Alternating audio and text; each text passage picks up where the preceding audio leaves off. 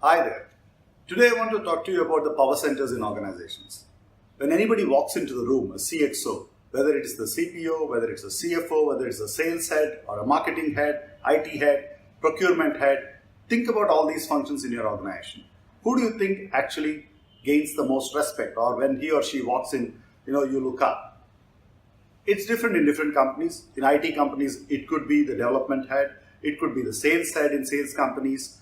In many companies I've seen it's finance, because the CEOs trust the CFOs more often, because they actually think they bring the control, they give them the money picture, and many organizations have become CFO centric today.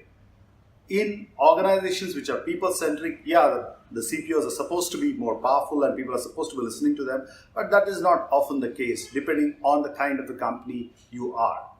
So when you look at functions which are enablers like IT or marketing or HR, they're always at the beck and call of functions like CFOs or sales who actually call the shots. When I was in a business role, I remember distinctly giving trouble to the IT, marketing and HR heads purely because I had a certain demand. And I used to get very upset when the HR never used to approve the increments that I used to ask for. Of course, middle of the season, somebody is leaving, he'll say, please give a rise to this guy.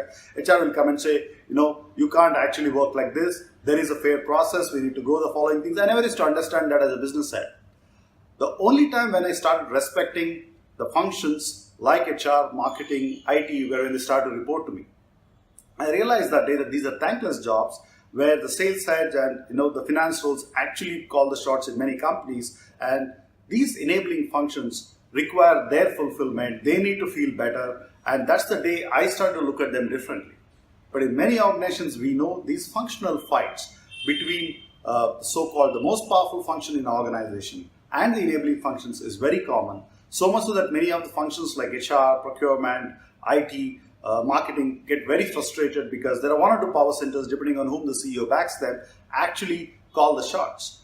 And these fights are very evident. So much so that before one business head is finished speaking, the other guy almost fires his first salvo at them. So it is very evident to them in any company. All of us know who's fighting with whom. But many of the CEOs look away, not trying to solve this, because as far as they are concerned, some functions are more important. Most often it could be sales and finance, as it happens to be. So what is the solution to this? The frictions are good for organizations. That's when they say that ideation happens. The best thoughts and actions happen when there's friction. But the frictions between functions and business is the most dangerous one.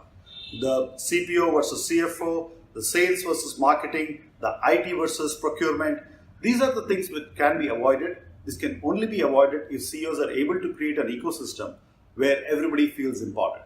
I know it sounds great on paper, very romantic thought, but more often it's the sales or the finance guys who call the shots.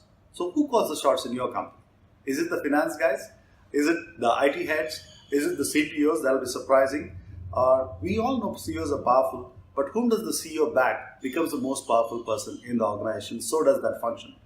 So it's time to reflect, who are the power centers in your organization? Thank you for watching me today.